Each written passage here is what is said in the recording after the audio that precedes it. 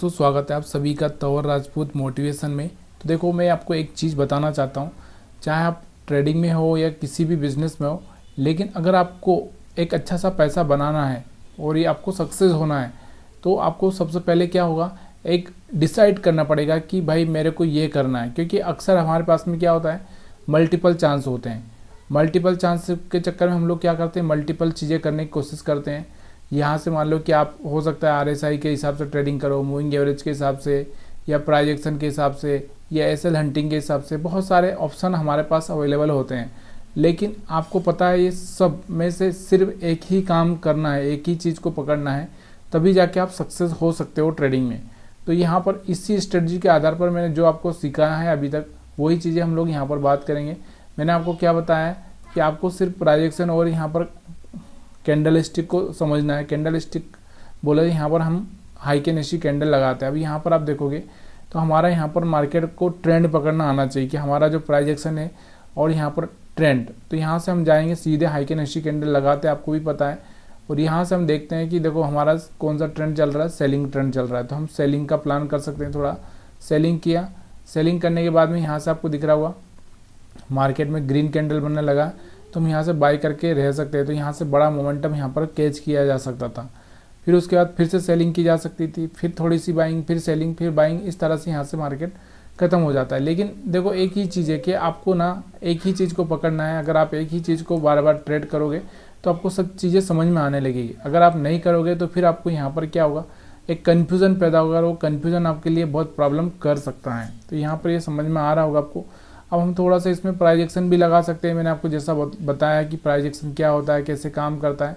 तो यहाँ पर अगर आप देखोगे तो हमारे पास में एक ट्रेंड लाइन बनती हुई आपको दिखाई दे रही है, ये वाले। तो जहाँ पर कंटिन्यूसली मार्केट यहाँ से क्या कर रहा है, सपोर्ट ले रहा है इसके ऊपर ये। तो यहाँ से ये ब्रेक करेगा, टेस्ट करेगा, तो फिर यहाँ से मार्केट डाउन साइड चालू हो सकता है। लेकिन अभी फिलहाल में जब तक टेस्ट कर रहा है तब तक आप क्या कर सकते हो, हर मौके आपके पास में यहाँ पर बाइंग के हैं ये वाले। तो यहाँ से कोई ऐसा कोई देखने को मिल रहा है ग्रीन कैंडल, तो यहाँ से आप क्या कर सकते हैं, बाइंग का प्लान कर सकते हैं। वही चीज़ें मैं आपको यहाँ पर समझाने की कोशिश कर रहा हूँ। अभी यहाँ पर आपको दिख रहा होगा एक चैनल फॉर्मेट यहाँ पर बनता हुआ। तो ये चीज़ें थोड़ी सी आसान हो जाती है। अब मार्केट में क्या करना है, कैसे करना है, ये थोड़ा सा आपको नॉलेज होने लगेगा तो फिर आप थोड़ा सा यहाँ पर समझ पाओगे। उसके बाद बैंक निफ्टी की भी अगर हम देखें यहाँ पर, तो बैंक निफ्टी का भी चार्ट आपको वैसे ही देखने को मिल रहा है। ये देखो, यहाँ से अगर कोई ट्रेंड लाइन इस तरह से डालोगे तो यहाँ से भी आपको वही का वही दिखेगा। मार्केट क्या कर रहा है, एक ही रेंज में बार बार ट्रेड कर रहा है, ठीक है। तो यहाँ से ब्रेक करेगा तभी जाके यहाँ से एक अच्छा सा मोमेंटम देखने को मिलेगा। फिलहाल तब तक आप क्या कर सकते थे, जब तक ये दिख रहा है आपको यहाँ से, तब तक आप बाइंग का ही प्लान कर सकते थे। ऊपर जा रहा है तो आप सेलिंग का प्लान कर सकते थे। अब इसके लिए मैंने आपको बताया कि आप क्या देखेंगे, सेलिंग करेंगे तो क्या देखेंगे, यही आपको मैंने बताया है।